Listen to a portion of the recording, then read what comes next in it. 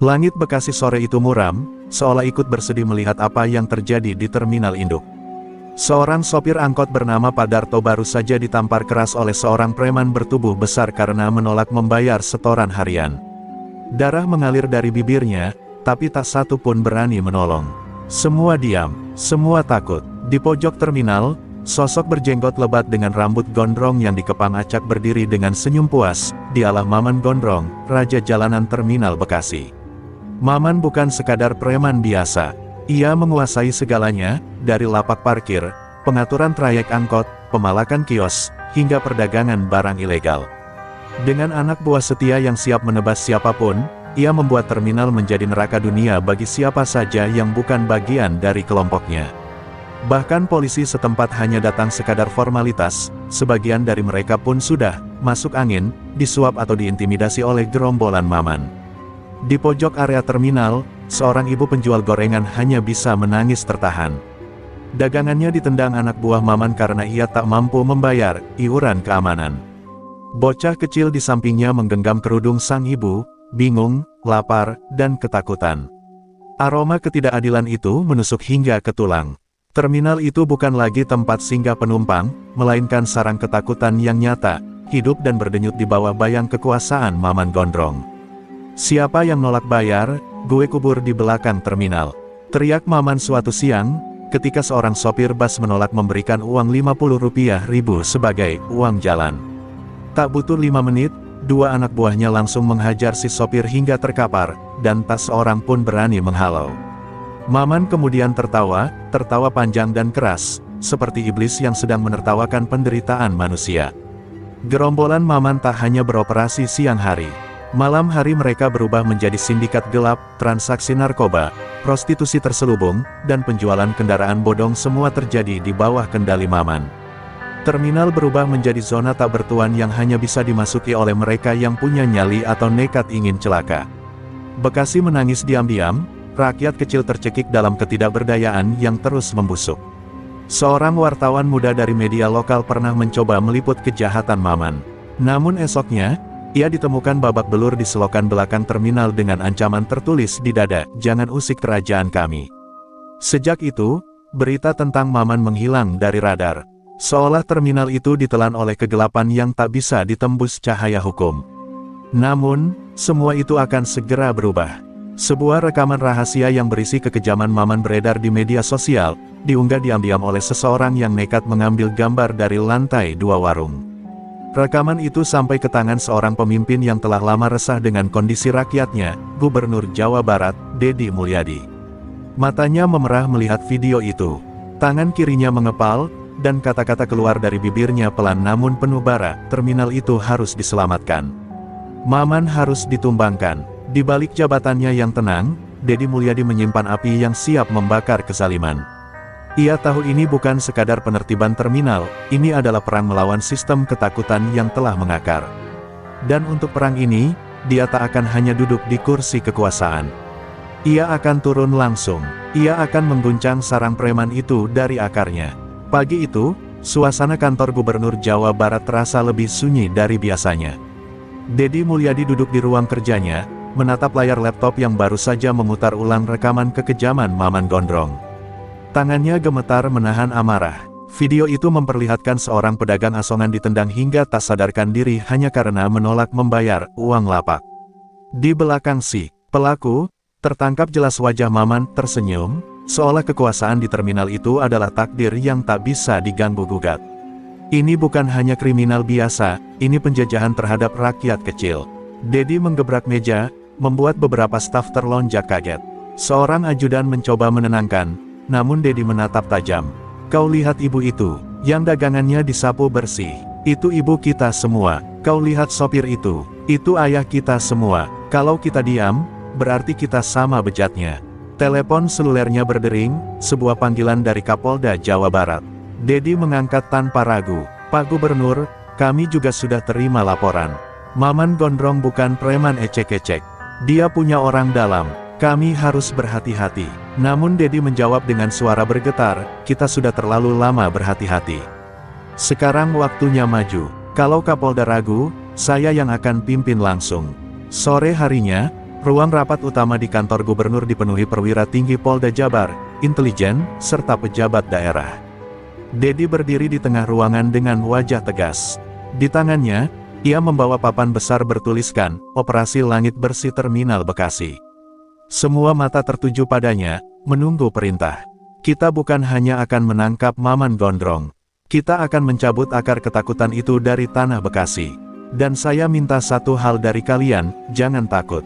Seorang intel berbisik bahwa Maman memiliki informan bahkan di dalam kepolisian. Dedi tak gentar, kalau ada pengkhianat di antara kita, dia akan terungkap saat kita bergerak. Yang penting, jangan beri mereka waktu menyusun perlawanan. Strategi dibagi, ada yang akan menyamar sebagai sopir, ada yang menjadi pedagang. Kamera tersembunyi, mikrofon kecil, hingga drone pengintai disiapkan. Operasi ini bukan main-main. Di malam hari, Dedi duduk sendiri di beranda rumah dinasnya. Matanya menatap langit Bekasi yang jauh di timur. Ia teringat masa kecilnya, ketika ayahnya dulu hanya seorang tukang becak yang saban hari ditindas preman terminal. Aku janji, ya, aku takkan biarkan ada anak lain yang menangis karena ayahnya dihajar seperti dulu, bisiknya pada angin malam. Sementara itu, di terminal Bekasi, Maman Gondrong tengah duduk di warung kopi sambil tertawa keras. Besok pagi, semua angkot harus setor 2 kali lipat. Gue mau bikin pesta ulang tahun anak gue. Kalau ada yang ngelawan, kubur sekalian. Ia tak tahu, bahwa besok bukan hanya terminal yang berubah. Tapi hidupnya sendiri akan diguncang oleh badai yang ia kira takkan pernah datang. Gubernur Dedi telah memutuskan, dan ketika pemimpin sudah turun langsung ke medan perang, tak ada tempat aman lagi bagi para penguasa gelap. Roda keadilan mulai berputar, dan kali ini, takkan berhenti sampai terminal Bekasi bebas dari cengkeraman iblis bernama Maman Gondrong. Fajar belum benar-benar menyingsing ketika 2 unit mobil minibus tanpa identitas meluncur pelan menuju terminal Bekasi. Di dalamnya, duduk beberapa anggota intel yang sudah menyamar sebagai sopir angkot, pedagang kaki lima, dan tukang parkir.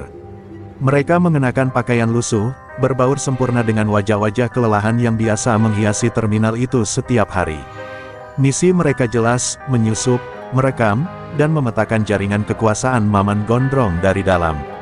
Sementara itu, Dedi Mulyadi berdiri di sebuah pos pemantauan darurat yang didirikan beberapa blok dari terminal. Ia mengenakan jaket kulit coklat dan topi, nyaris tak dikenali sebagai gubernur. Di depan layar monitor yang menampilkan gambar dari kamera tersembunyi, ia menatap dengan mata tajam. Tiap detik kita di sana adalah taruhan nyawa. Tapi rakyat tak akan pernah merdeka kalau kita hanya bicara dari balik meja, ucapnya pada petugas yang mendampinginya. Di dalam terminal, suasana sudah mulai padat. Preman-preman Maman berkeliaran seperti anjing-anjing liar yang menjaga wilayah. Salah satu intel, yang menyamar sebagai penjual rokok, dihampiri seorang preman muda bertubuh kekar. Setoran, cepat, lo baru di sini ya. Suara itu tajam seperti pisau. Sang intel menggigil, tapi mengangguk pura-pura takut sambil menyerahkan uang yang sudah disiapkan. Di balik topinya, kamera kecil merekam wajah sang preman dari jarak dekat. Tak jauh dari sana, seorang petugas penyamaran lainnya menyaksikan bagaimana seorang sopir bus dipaksa membayar 2 kali lipat dari biasanya. Ia mencatat semua nama, ciri-ciri, dan lokasi transaksi. Beberapa dari gerombolan Maman bahkan membawa senjata tajam terbuka, menyelipkannya di pinggang sambil tertawa-tawa memamerkan kekuasaan. Kamera drone yang dikendalikan dari kejauhan menangkap semua itu dari atas. Namun penyamaran itu tak berlangsung tanpa celah. Seorang anak buah Maman yang curiga mendekati salah satu intel dan menatapnya lekat-lekat. Gue kayak pernah lihat lo di tempat lain, gumamnya. Suasana menegang. Sang intel berpura-pura batuk keras dan buru-buru pergi, menyusup ke antara kerumunan. Di pos pemantauan, jantung Dedi ikut berdegup cepat. Tarik dia kalau terlalu bahaya, ucapnya cepat. Tapi suara dari earphone menjawab, belum, Pak. Saya masih bisa lanjut. Di pojok terminal, Maman Gondrong tiba dengan iringan motor besar dan 4 anak buah. Semua langsung diam, takut. Ia berdiri di tengah kerumunan, menghisap rokok dengan mata menyapu sekitar. Gue rasa ada yang gak beres di sini, gumamnya. Ia memang bukan preman bodoh. Instingnya terasa dari puluhan tahun menjadi penguasa jalanan. Periksa semua orang baru. Kalau ada yang aneh, bawa ke gudang belakang. Dedi tahu waktunya makin sempit. Ia mengepalkan tangan, menahan diri untuk tidak langsung memerintahkan penggerebekan. Belum, kita belum dapat data siapa saja backingnya. Kita harus tahu seberapa dalam akar dia tumbuh, katanya tegas. Beberapa petugas tampak ragu, tapi semangat Dedi membakar semua ketakutan. Ia memimpin bukan dengan teriakan, tapi dengan keberanian yang menular. Di tengah hiruk-pikuk terminal yang kini seperti bom waktu, satu hal menjadi jelas, Maman Gondrong mulai mencium bahaya. Tapi ia tak tahu bahwa lawannya kali ini bukan hanya aparat biasa, bukan sekadar operasi rutin. Ia sedang menghadapi seorang gubernur yang membawa dendam rakyat di dadanya, dan kekuatan hukum di belakangnya. Gelombang besar sedang mendekat, dan Maman tak tahu bahwa ia sedang berdiri di tepi jurang kehancurannya sendiri. Malam mulai turun perlahan saat satu persatu petugas penyamaran ditarik keluar dari terminal untuk evaluasi data. Di dalam tenda pemantauan, Dedi Mulyadi memandangi layar monitor sambil mengernyitkan dahi. Ada pola yang aneh, gumamnya. Dari rekaman yang dikumpulkan, tampak bahwa setiap transaksi setoran preman selalu berakhir di sebuah warung kopi tua di sudut terminal. Tapi bukan Maman Gondrong yang menerima uangnya, melainkan seorang pria tua yang tampak tak terlibat. Siapa dia? Tanya Dedi dengan nada curiga. Tak lama, seorang anggota intel mendekat dan membisikkan sesuatu. Kami curiga pria itu adalah penghubung. Dan, dia sering terlihat masuk ke kantor polisi sektor terminal. Dedi terdiam, matanya menajam. Kita sedang menghadapi borok lama yang lebih dalam dari yang kita kira, katanya lirih. Ketakutannya menjadi kenyataan, ada aparat yang bermain di balik layar, menjaga bisnis hitam Maman tetap hidup. Dedi langsung memerintahkan tim khusus untuk menyelidiki lebih jauh. Hasilnya mengejutkan, 2 oknum polisi berpangkat perwira diduga menjadi tameng hukum Maman Gondrong selama bertahun-tahun. Mereka menerima jatah bulanan, dan sebagai imbalannya, mereka menghapus laporan-laporan warga. Ini lebih menjijikkan dari yang saya bayangkan, ujar Dedi dengan rahang mengeras. Ia tahu, pertempuran ini bukan hanya soal fisik, tapi perang melawan sistem busuk. Malam itu juga, Dedi memanggil Kapolda Jawa Barat ke lokasi. Di dalam ruangan tertutup, perdebatan sengit terjadi. Kalau Anda tidak bersih-bersih dari dalam, maka saya yang akan bersihkan dengan cara saya, ujar Dedi lantang. Kapolda sempat terdiam, lalu akhirnya mengangguk. Baik, 2 perwira itu akan dicopot malam ini juga. Kita lanjutkan operasi tanpa kompromi. Kesepakatan itu menjadi titik balik. Tidak ada lagi perlindungan untuk Maman. Sementara itu, di terminal, Maman Gondrong merasakan tekanan yang tak biasa. Salah satu anak buahnya ditangkap oleh seseorang tak dikenal, malam tadi, dan hilang entah kemana. Uang setor mulai macet, sopir mulai membangkang. Bahkan tukang parkir mulai melirik ke arah Maman dengan keraguan. Ada yang bisikin mereka, ini bukan gerakan biasa, geram Maman sambil memukul meja. Ia mulai memanggil seluruh anak buahnya. Siap-siap perang, gue nggak akan jatuh tanpa perlawanan. Dedi tahu, waktu menyerang sudah dekat. Tapi ia ingin langkah terakhirnya telak. Ia mengatur skenario besar, menggabungkan intelijen, Brimob, dan Satpol PP untuk menyerbu terminal dari 3 sisi sekaligus. Ia juga mengatur agar seluruh CCTV di area hidup dan merekam sebagai bukti kuat. Bukan hanya untuk menangkap, tapi untuk mengakhiri era kekuasaan preman, katanya penuh tekad. Namun di saat semua rencana hampir sempurna, sebuah kejutan datang. Salah satu anggota tim penyamaran menghilang. Terakhir terlihat sedang memantau jalur masuk terminal, lalu sinyal komunikasi terputus. Dedi langsung bangkit dari kursinya. Kita punya sandera, katanya dengan nada datar, tapi sorot matanya penuh murka. Ia tahu, Maman Gondrong sedang menunjukkan taring terakhirnya. Tapi Dedi juga tahu satu hal, harimau terluka adalah yang paling berbahaya. Terminal Bekasi berubah menjadi papan catur, dan semua bidak telah bergerak. Tapi hanya satu raja yang akan berdiri di akhir permainan. Dan Dedi Mulyadi bersumpah, jika ia harus turun langsung ke medan paling hitam sekalipun, maka itu adalah harga yang pantas untuk kebebasan rakyatnya. Langit malam mendung menekan terminal Bekasi seperti pertanda buruk. Di balik warung kopi tua yang jadi markas rahasia Maman Gondrong, seorang anggota intel bernama Fikri diikat tangannya, wajahnya lebam, dan tubuhnya berlumur darah. Ia ditangkap setelah ketahuan menyusup terlalu jauh. Siapa yang kirim lo? Polisi, tentara, atau gubernur itu? Bentak Maman dengan mata membelalak seperti binatang buas. Fikri hanya tertawa getir meski darah menetes dari bibirnya. "Waktumu habis, men." Ucapan itu membuat Maman naik pitam. Ia mengangkat kursi dan melemparkannya ke arah tembok, nyaris menghantam kepala Fikri. Tapi jauh di dalam hatinya, Maman mulai goyah. Ia bukan bodoh. Ia tahu bahwa Fikri bukan intel biasa. Hanya seseorang yang sangat percaya pada pimpinannya yang bisa bertahan dalam siksaan tanpa membuka mulut. "Berarti benar, gubernur itu ikut campur," gumamnya, wajahnya berubah dari marah menjadi waspada. Di pos pemantauan, Dedi Mulyadi mendapat kabar sandera dari alat pelacak mikro yang masih aktif di rompi Fikri. Sinyalnya lemah, tapi cukup untuk melacak keberadaannya. "Dia masih hidup," kata Dedi lirih, menatap layar monitor dengan mata berkaca-kaca. Ia merasa bertanggung jawab. Kalau kita terlambat, nyawanya bisa melayang. Ia menoleh ke arah Kapolda. "Kita percepat penyergapan. Jangan tunggu fajar. Kita masuk malam ini." Operasi kilat pun dirancang dalam waktu 1 jam. Tim Brimob bersenjata lengkap bersiap dari 3 titik masuk terminal. Satpol PP dan Dishub berjaga untuk evakuasi warga sipil. Di tengah semua kekacauan itu, Dedi mengambil keputusan mengejutkan. Ia ikut dalam operasi penyergapan. Ini bukan soal jabatan. Ini soal tanggung jawab. Aku harus lihat sendiri bagaimana keadilan ditegakkan. Pukul 2 dini hari, gerakan dimulai.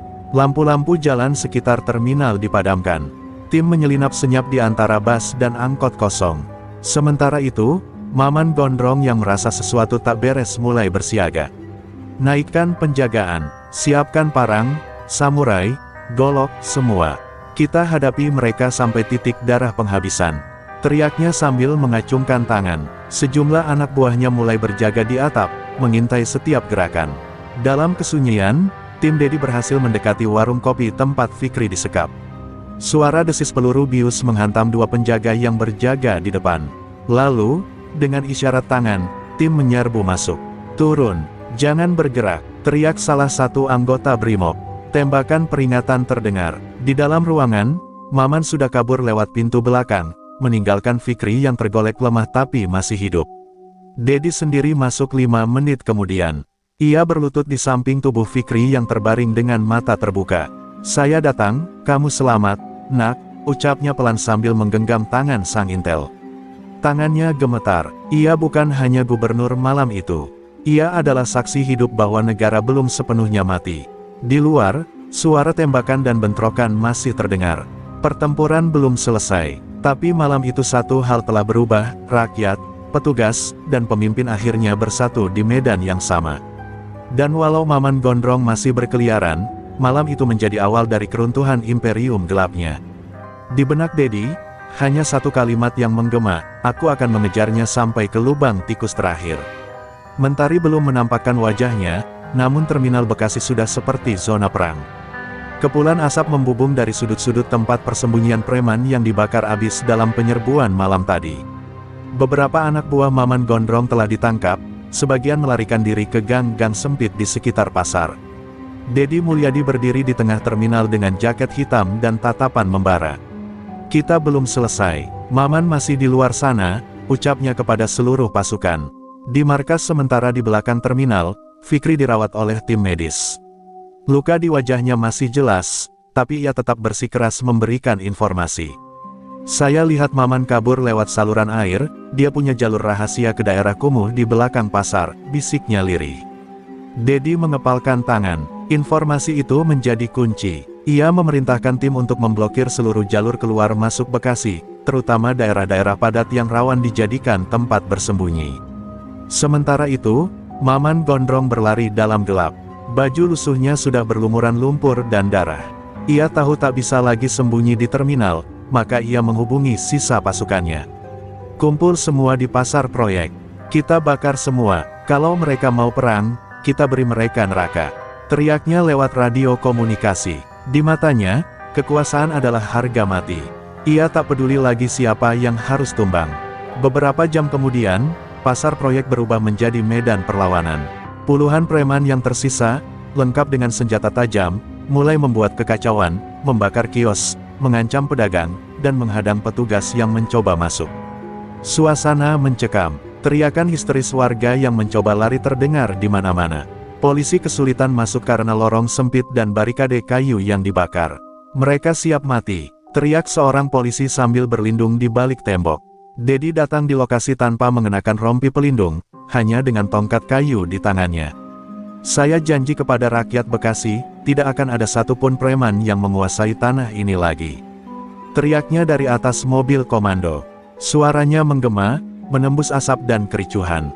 Semangat pasukan kembali bangkit. Mereka mulai maju perlahan, dengan tameng dan gas air mata, menyapu setiap sudut pasar. Bentrok pecah, golok dan pentungan beradu dengan tameng dan pentungan karet. Teriakan menggema, tapi pasukan gabungan yang dipimpin langsung oleh Dedi bergerak disiplin. Satu persatu preman dilumpuhkan. Beberapa lari masuk ke gang kecil, namun sudah ada pasukan dari sisi lain yang menghadang. Maman Gondrong yang menyaksikan pasukannya tumbang satu demi satu mulai panik. Ia tak menyangka perlawanan rakyat sebesar ini. Gila, ini bukan gubernur. Ini panglima perang, gumamnya ngeri. Di tengah kekacauan, Dedi hampir terkena lemparan batu, tapi seorang anggota Brimob sigap menahannya. Gubernur, mundur. Namun Dedi tetap maju, mendekati barisan. Saya tidak bisa memimpin dari belakang. Teriaknya sambil membantu seorang pedagang tua yang terjatuh karena panik. Tindakan itu membuat seluruh pasukan makin berani. Untuk rakyat, untuk Jawa Barat, pekik mereka. Menjelang sore, pasar proyek berhasil direbut kembali. Sebagian besar preman berhasil ditangkap. Tapi Maman Gondrong, si kepala ular, belum ditemukan. Dia licin, ujar Kapolda. Tapi dia kehabisan tempat sembunyi. Dedi hanya diam, lalu menatap jauh ke langit Bekasi yang mulai cerah. Besok, kita kejar dia sampai ke lubang cacing. Demi Bekasi, demi Jawa Barat, malam turun dengan sunyi mencekam di Bekasi. Setelah pasar proyek berhasil dikuasai, Dedi Mulyadi tak tidur sekejap pun. Di ruang taktis darurat yang dibangun di halaman kantor kelurahan, ia memandangi peta bawah tanah Bekasi, sebuah jaringan tua dari zaman kolonial yang digunakan untuk saluran air, namun kini dijadikan rute pelarian oleh para preman. Maman pasti masih di bawah sana, gumamnya, menunjuk jalur yang mengarah ke kawasan Kumuh Tambun. Kapolda menyodorkan rekaman CCTV usang dari gorong-gorong bawah stasiun Bekasi. Sosok kurus berambut gondrong terekam berjalan terseok dengan kaki pincang. Tak diragukan lagi, itu Maman Gondrong. Dia menuju jalur tua yang mengarah ke perkampungan rawa. Kita harus gerak cepat. Kalau dia sampai perbatasan, kita kehilangan dia, ucap Kapolda tegas. Dedi hanya mengangguk pelan, lalu mengenakan jaket lusuh yang selalu ia pakai saat turun ke lapangan. Tim khusus bersenjata lengkap dikerahkan. Mereka memasuki gorong-gorong sempit dengan senter di kepala dan peluru di dada. Bau busuk menyengat, air hitam mengalir perlahan, dan nyamuk berdengung tak henti-henti. Dedi memimpin langsung, berjalan paling depan tanpa ragu. Kalau pemimpin tak berani masuk kegelapan, jangan harap rakyat bisa bebas dari bayang-bayang, katanya sambil menyibak sarang laba-laba di depan. Di tengah lorong basah itu, mereka menemukan jejak darah menempel di dinding beton dan sisa makanan basi. Tanda-tanda jelas bahwa Maman dan beberapa orang masih bertahan di bawah sana. Ketika mereka semakin dalam, suara langkah tergesa terdengar. Salah satu anggota polisi memberi isyarat berhenti. Detik berikutnya, lemparan bom molotov kecil menyala di air busuk, membuat api kecil berkobar dan menciptakan kepanikan. Serang balik, teriak Dedi. Tembakan peringatan dilepaskan, dan suara teriakan terdengar dari arah depan lorong. Maman Gondrong muncul sambil memegangi perutnya yang berlumuran darah. Gubernur sialan, kau pikir bisa menyingkirkan aku secepat itu? Raungnya sambil melempar linggis ke arah Dedi. Namun polisi cepat menembak ke udara, memaksa Maman mundur ke lorong paling dalam. Namun, saat ia hendak kabur melalui jalur alternatif, tanah runtuh akibat ledakan molotov sebelumnya. Maman terjebak, air gorong-gorong mulai naik perlahan. Ia panik, memanggil anak buahnya, namun mereka sudah lebih dulu lari. Dedi datang dengan langkah pasti, menatap mata Maman dari kejauhan. Berakhir sudah, Maman, terminal Bekasi bukan milikmu lagi. Ini, milik rakyat. Maman menjerit histeris, mencoba merangkak, tapi tubuhnya lemah. Polisi menangkapnya, memborgol tangan dan kakinya. Tangis dan amarah bercampur jadi satu di wajah preman yang pernah menguasai Bekasi dengan tangan besi itu. Dedi menarik napas panjang, lalu menatap langit gorong-gorong yang penuh lumpur dan keputusasaan. Kegelapan ini tak akan menelan Jawa Barat lagi. Saat keluar dari lorong, fajar mulai menyingsing. Bekasi kembali tenang, meski sisa luka masih terasa. Tapi rakyat tahu, era ketakutan sudah berakhir. Dan di balik cahaya pagi itu, langkah Deddy Mulyadi meninggalkan jejak perlawanan yang tak akan mudah dilupakan. Berita penangkapan Maman Gondrong menyebar secepat kilat. Media lokal hingga nasional menyorot tajuk utama, preman terminal Bekasi diringkus Gubernur Deddy Mulyadi dan polisi. Masyarakat berbondong-bondong mendatangi terminal Bekasi, bukan dengan rasa takut seperti sebelumnya, melainkan dengan air mata haru dan tepuk tangan kemenangan. Para sopir angkot mengibarkan bendera putih bertuliskan, Merdeka, tanda bahwa ketakutan yang selama ini menjerat mereka telah runtuh. Di antara kerumunan, seorang ibu tua menangis sambil memeluk anaknya yang baru saja berjualan gorengan tanpa dimintai setoran. Baru kali ini jualan saya nggak dirampas Maman, katanya sambil menatap ke arah terminal yang mulai dibersihkan. Para petugas kebersihan dan relawan pemuda mulai mengecat ulang tembok-tembok yang dulu penuh coretan ancaman. Aroma bensin dan ketakutan digantikan bau cat baru dan semangat kebangkitan. Di kantor Polres Bekasi, Maman Gondrong duduk lemas dengan borgol di tangan. Tak ada lagi tatapan buas atau senyum congkak. Wajahnya dipenuhi luka, bukan hanya fisik, tapi juga luka batin karena kalah dalam perang yang selama ini ia anggap mustahil dimenangkan oleh rakyat. Deddy berdiri di hadapannya, mata tajam namun tenang. Kau bisa berkuasa karena rakyat diam. Tapi ketika mereka bersatu, bahkan setan pun bisa jatuh. Maman hanya menunduk, tak ada jawaban, tak ada perlawanan. Ia tahu semuanya telah usai. Gerombolannya tercerai-berai, beberapa ditangkap, sisanya menyerahkan diri. Tak ada lagi tempat untuk sembunyi.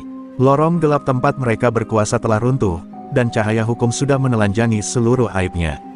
Untuk pertama kalinya, Maman merasa ketakutan, bukan karena ancaman, tapi karena penyesalan yang datang terlambat. Malam itu, Deddy Mulyadi kembali berdiri di depan warga terminal Bekasi. Dengan suara lantang ia berkata, terminal ini bukan tempat kekuasaan preman, tapi tempat rakyat mencari nafkah. Jangan pernah biarkan kejahatan tumbuh karena kita diam.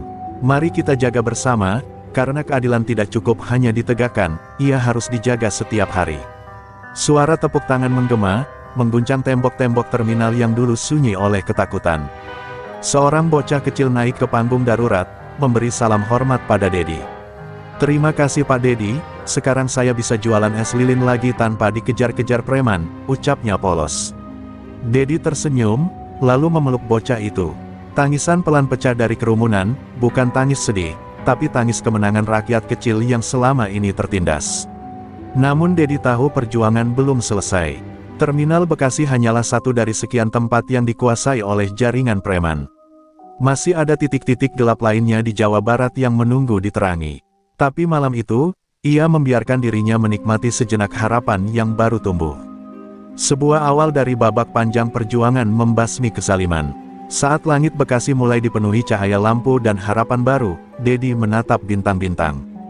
Di dadanya, semangat tak pernah padam. Selama aku hidup, tak akan kubiarkan rakyatku hidup dalam bayang-bayang premanisme, bisiknya pelan. Dan dengan langkah tegap, ia bersiap untuk pertempuran berikutnya. Kemenangan di terminal Bekasi belum genap seminggu, namun bayang-bayang gelap mulai menyelinap dari pinggiran kota. Di sebuah rumah kumuh di pinggiran Tambun, sekelompok pria bertato berkumpul. Mereka adalah sisa-sisa gerombolan Maman Gondrong yang berhasil kabur saat penggerebekan. Dipimpin oleh seorang pria bertubuh besar dan berkepala pelontos bernama Ujang Serigala, mereka bertekad membalas kekalahan yang dianggap sebagai penghinaan bagi dunia preman. Deddy Mulyadi harus bayar, geram Ujang sambil membanting botol. Tatapan matanya merah menyala, wajahnya penuh dendam. Maman sahabat gue, udah kayak saudara. Dia dipermalukan di depan rakyat. Kita nggak bisa tinggal diam. Suasana menjadi panas. Senjata tajam dan pentungan mulai dibagikan. Target mereka bukan hanya Deddy, tapi juga keluarga sopir, pedagang, dan warga yang mendukung pembersihan terminal. Sementara itu, Deddy yang sedang berada di kantor gubernur menerima laporan intelijen dari Kapolda Jawa Barat. Pak Deddy, kami deteksi pergerakan kelompok preman baru yang diduga kuat berencana melakukan aksi balasan. Mereka lebih brutal, dan tak segan mengorbankan warga sipil. Wajah Deddy mengeras. Ia menatap peta besar Jawa Barat di depannya. Mereka pikir kita akan takut. Tidak, ini justru saatnya kita bersihkan Jawa Barat sampai ke akar-akarnya. Hari itu juga, Dedi menggelar rapat darurat dengan jajaran tertinggi kepolisian Jawa Barat. Kita tidak boleh hanya memadamkan api. Kita harus cabut sumber apinya. Suaranya tajam, namun tetap tenang. Ia memutuskan membentuk satuan khusus gabungan antara polisi, TNI, dan relawan masyarakat yang diberi nama Pasukan Putih. Mereka akan menyisir kantong-kantong kekuasaan preman di seluruh Bekasi dan sekitarnya. Di malam yang sama, Ujang Serigala dan anak buahnya menyerbu sebuah pos keamanan baru di sekitar Terminal Bekasi. Mereka membakar fasilitas, melukai 2 petugas, dan meninggalkan pesan dengan darah, "Kita belum selesai." Aksi itu memicu ketakutan baru. Warga yang sempat tersenyum lega kini kembali diliputi cemas. Anak-anak tak lagi berani keluar malam, dan para sopir kembali menghidupkan mesin dengan perasaan was-was. Namun Dedi tak tinggal diam. Ia langsung terjun ke lokasi kejadian, menemui warga, dan meyakinkan mereka. "Ini bukan akhir, ini hanya ujian. Tapi saya berjanji, siapapun yang berani menyakiti rakyat Jawa Barat, akan saya kejar sampai ke lubang semut." Kata-katanya menyulut semangat baru. Para relawan mulai berjaga malam, warga kembali memegang tongkat ronda, dan pasukan putih menyebar ke seluruh sudut kota. Ujang Serigala semakin geram melihat kekompakan rakyat. Dia pikir rakyat bisa lindungin dia selamanya. "Kita serang dari dalam." Ia mulai menyusupkan anak buahnya ke pasar-pasar, terminal lain, bahkan tempat ibadah, untuk mengacau dan menciptakan ketakutan tersembunyi. Tapi Dedi dan timnya telah belajar. Mereka tak lagi hanya memburu preman jalanan, tapi juga strategi licik di balik layar. Malam menjelang, langit Bekasi kembali mendung. Tapi bukan mendung ketakutan, melainkan pertanda bahwa badai akan segera datang. Dan di tengah badai itu, Dedi Mulyadi berdiri tegak, siap menghadapi gelombang terakhir dari kekuasaan premanisme. Pertarungan belum usai, babak pamungkas telah mendekat. Malam itu, suasana Bekasi terasa tegang. Pasukan putih yang dipimpin Dedi Mulyadi bergerak cepat, menyisir wilayah persembunyian kelompok Ujang Serigala. Berbekal data intelijen dan dukungan penuh masyarakat, mereka menyerbu secara serentak. Suara sirine dan tembakan peringatan menggema di lorong-lorong gelap yang selama ini menjadi markas para preman. Namun, tekad pasukan lebih kuat daripada ketakutan yang pernah menguasai kota ini. Dalam pertempuran yang berlangsung sengit, Ujang Serigala berusaha melawan habis-habisan. Ia tahu, jika ia kalah, artinya kekuasaan kegelapan yang dibangun dengan darah dan ketakutan selama bertahun-tahun akan runtuh. Tapi Dedi, dengan ketenangan luar biasa, memimpin pasukannya maju, setiap langkah diiringi semangat keadilan yang membara. Di saat genting, suara Dedi menggema, "Bekasi harus bersih, dan kita yang akan membersihkannya." Pertarungan itu bukan sekadar fisik. Ini adalah perang moral antara ketakutan dan keberanian, antara kezaliman dan harapan. Masyarakat yang sempat tertindas kini berdiri bersama Dedi, ikut mengawasi, melaporkan, dan memastikan para preman tidak lagi punya ruang bernafas.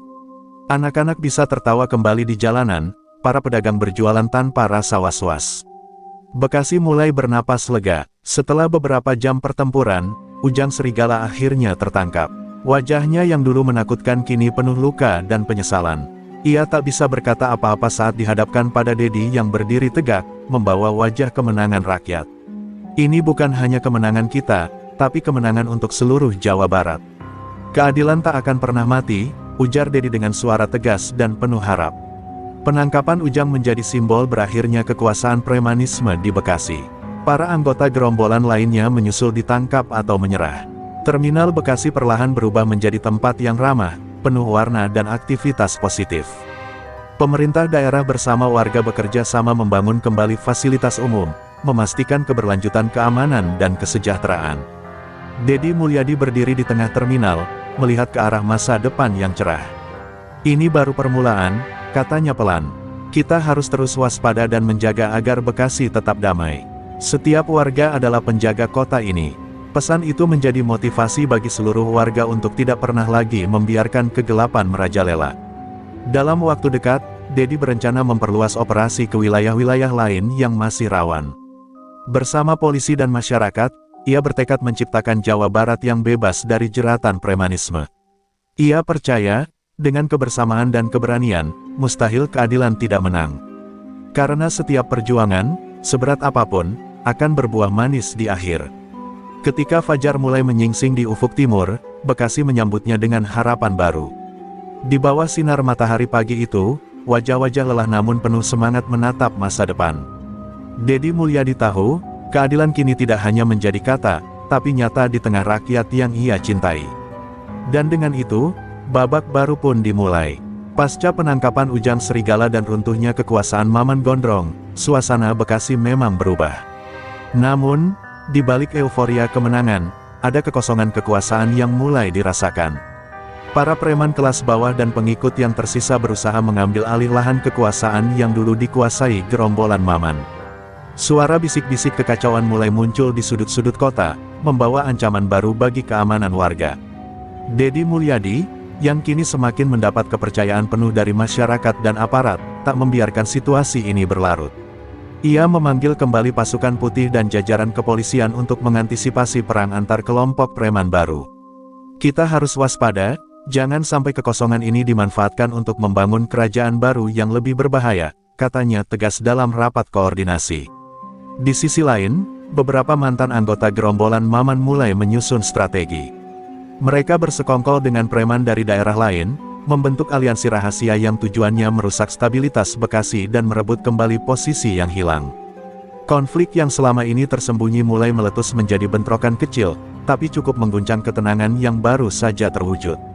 Masyarakat pun mulai merasa khawatir. Pedagang di pasar dan sopir angkutan umum kembali was-was saat malam tiba. Namun, semangat Dedi dan pasukan putih tak surut. Dengan dukungan penuh dari warga, mereka terus menggelar patroli dan operasi penertiban. Kegiatan positif dan program pemberdayaan warga juga digencarkan untuk mengikis akar kekuasaan preman yang selama ini kuat. Suatu malam, Dedi mendapat laporan adanya pengiriman senjata dan logistik ke salah satu gudang di pinggiran Bekasi. Ia segera mengerahkan tim khusus untuk melakukan penggerebekan. Dalam operasi itu, mereka menemukan bukti kuat keterlibatan kelompok preman baru yang mencoba bangkit kembali. Penangkapan besar-besaran pun dilakukan, mematahkan niat kelompok tersebut. Namun, Dedi menyadari, peperangan melawan premanisme bukan hanya soal menangkap dan menindak. Ada soal pemulihan sosial yang lebih panjang. Kita harus membangun kepercayaan, memberi alternatif kehidupan yang lebih baik bagi generasi muda, agar mereka tidak terjerumus ke dalam kekerasan, ujarnya pada sebuah forum komunitas. Lambat laun, melalui kerja keras dan sinergi antara pemerintah, polisi, dan masyarakat, Bekasi mulai pulih lebih kokoh. Program-program pendidikan dan pelatihan kerja diluncurkan, mengurangi potensi rekrutmen preman baru. Rasa aman mulai terasa kembali, meski kewaspadaan tetap tinggi. Dedi Mulyadi menatap malam dari ruang kerjanya, dengan tekad bulat. Ini bukan akhir, tapi awal baru. Bekasi harus menjadi contoh bagaimana keberanian dan persatuan bisa mengalahkan kegelapan. Kami tidak akan pernah mundur. Kata-kata itu menjadi janji yang menggema di hati semua yang mendukung perubahan. Setelah operasi besar yang menggagalkan upaya kelompok preman baru bangkit, Bekasi tampak mulai tenang. Namun, di balik ketenangan itu, ancaman datang dari sisi yang tak terduga, pengkhianatan dari dalam. Seorang anggota pasukan putih yang dipercaya diam-diam bersekongkol dengan preman lama, memberi informasi rahasia demi keuntungan pribadi. Pengkhianatan ini membuat Dedi Mulyadi dan jajaran kepolisian terpukul. Dedi merasakan betapa rumitnya perang melawan premanisme bukan hanya soal kekuatan fisik, tapi juga tentang menjaga integritas dan kepercayaan dalam barisan sendiri. Ia mengumpulkan seluruh komandan pasukan putih dan memberi peringatan keras, siapapun yang berkhianat akan kami tindak tanpa pandang bulu. Keamanan Bekasi ada di tangan kita semua. Sementara itu, pengkhianat tersebut menggunakan informasi untuk mengatur serangan mendadak ke pos-pos patroli dan memancing kekacauan. Serangan ini hampir membuat pasukan kehilangan kontrol, tapi berkat kesiapsiagaan dan semangat juang anggota yang lain, serangan bisa dipatahkan dengan korban minimal. Namun, rasa curiga dan ketegangan menyelimuti pasukan putih. Dalam suasana mencekam itu, Dedi melakukan penyelidikan rahasia untuk mengungkap siapa dalang di balik pengkhianatan tersebut. Ia pun menggandeng beberapa anggota polisi senior yang dapat dipercaya, membentuk tim kecil yang bekerja di bawah radar. Ketegangan di tubuh pasukan meningkat, karena setiap gerakan diawasi dengan ketat. Di sisi lain, masyarakat mulai khawatir dengan berita-berita yang beredar, takut kalau kembalinya kekacauan berarti mereka harus kembali hidup dalam ketakutan. Namun, Dedi berulang kali turun ke lapangan, memberi motivasi kepada warga dan menegaskan bahwa keamanan tetap terjaga. Kami tidak akan membiarkan Bekasi jatuh ke tangan para pengacau, tegasnya. Konflik internal ini memuncak saat pengkhianat berhasil dicinduk dalam operasi tertutup. Pengakuan dan bukti yang ditemukan mengungkap jaringan rahasia yang lebih luas, melibatkan beberapa tokoh bayangan yang selama ini berusaha mengacau. Penangkapan ini menjadi pukulan telak bagi para preman yang ingin menguasai kembali Bekasi. Dengan penegakan hukum yang tegas, Dedi dan pasukan putih membuktikan bahwa keberanian dan kepercayaan adalah kunci utama dalam melindungi rakyat. Meski begitu, mereka tahu tugas belum selesai. Ancaman baru dan tantangan lain akan selalu datang, menuntut kesiapan dan persatuan yang tak pernah pudar. Dedi menatap ke depan dengan mata penuh tekad. Ini bukan hanya perang melawan preman, tapi juga melawan korupsi, pengkhianatan, dan segala bentuk kejahatan yang mengancam masa depan Bekasi.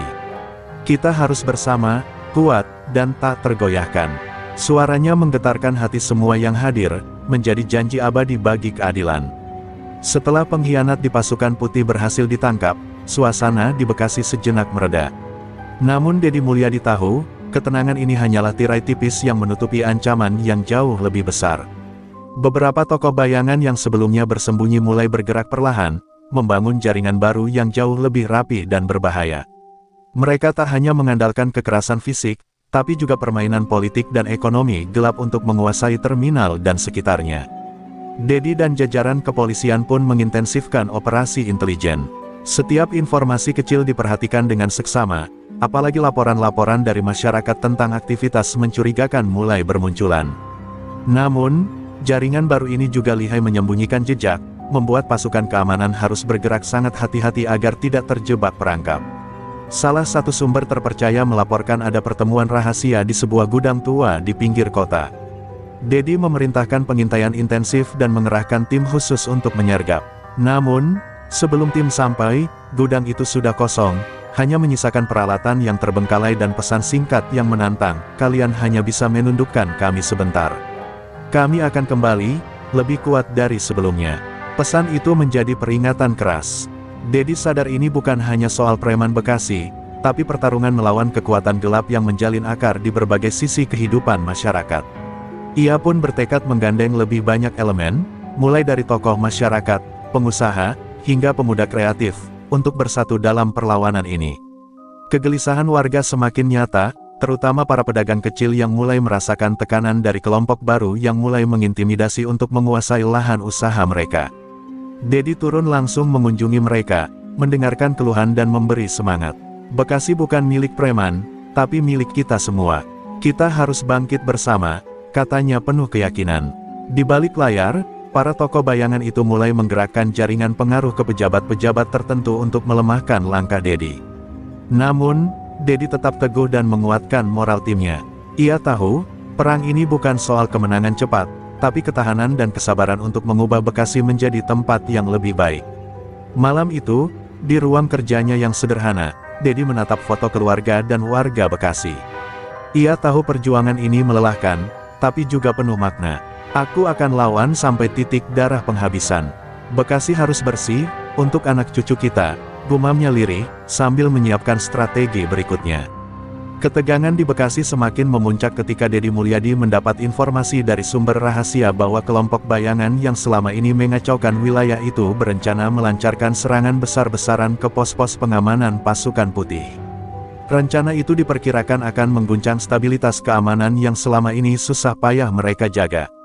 Dedi segera mengumpulkan seluruh komandan untuk merancang strategi pertahanan terbaik. Dengan penuh kewaspadaan, pasukan putih meningkatkan patroli di seluruh sudut terminal dan kawasan rawan. Namun, serangan yang datang tak terduga bukan hanya berupa kekerasan fisik, tapi juga serangan psikologis melalui intimidasi dan ancaman terhadap keluarga para anggota pasukan. Ini membuat tekanan mental bertambah berat, bahkan beberapa anggota mulai goyah. Dedi tak tinggal diam, ia mengunjungi keluarga anggota pasukan putih, memberikan dukungan dan jaminan keamanan. "Kalian adalah pahlawan Bekasi," Saya akan pastikan keluarga kalian juga terlindungi, ucapnya tegas. Semangat itu menyulut kembali keberanian pasukan yang mulai ragu, memperkuat tekad mereka untuk bertahan. Di tengah persiapan menghadapi serangan, Dedi mendapat kabar mengejutkan, salah satu tokoh kunci jaringan bayangan ternyata adalah pejabat yang selama ini dianggapnya loyal. Pengkhianatan ini membuatnya marah dan kecewa, namun sekaligus memberinya motivasi untuk lebih gigih membongkar seluruh jaringan tersebut. Serangan pun dimulai malam itu. Sekelompok preman bersenjata menyerbu beberapa pos patroli secara serentak. Perkelahian sengit terjadi, suara tembakan dan teriakan memenuhi udara. Namun pasukan putih yang sudah dipersiapkan dengan matang berhasil menahan serangan, memukul mundur para preman dengan kerugian besar di pihak mereka. Usai pertempuran, Dedi memimpin evaluasi lapangan. Kita harus lebih solid dan waspada. Musuh kita licik dan akan terus mencoba mengganggu ketenangan Bekasi. Tapi ingat, kita punya rakyat yang mendukung kita, katanya menegaskan, menumbuhkan rasa persatuan di antara anggota pasukan. Malam itu, di tengah keheningan, Dedi duduk sendiri merenung. Pengkhianatan dan serangan brutal membuatnya sadar, perjuangan ini bukan hanya soal menumpas preman, tapi juga tentang membangun kepercayaan dan menguatkan hati. Ia tahu, Bekasi masih jauh dari kata aman, tapi langkah mereka kini mulai terlihat hasilnya. Dengan tekad baru, Dedi menatap ke langit malam yang gelap, berbisik, ini bukan akhir, tapi awal dari kemenangan kita. Bekasi harus bebas dari cengkeraman para penguasa gelap. Aku siap berjuang sampai titik darah penghabisan. Setelah serangan brutal yang hampir menggoyahkan pasukan putih, semangat juang Dedi Mulyadi dan seluruh tim justru semakin membara.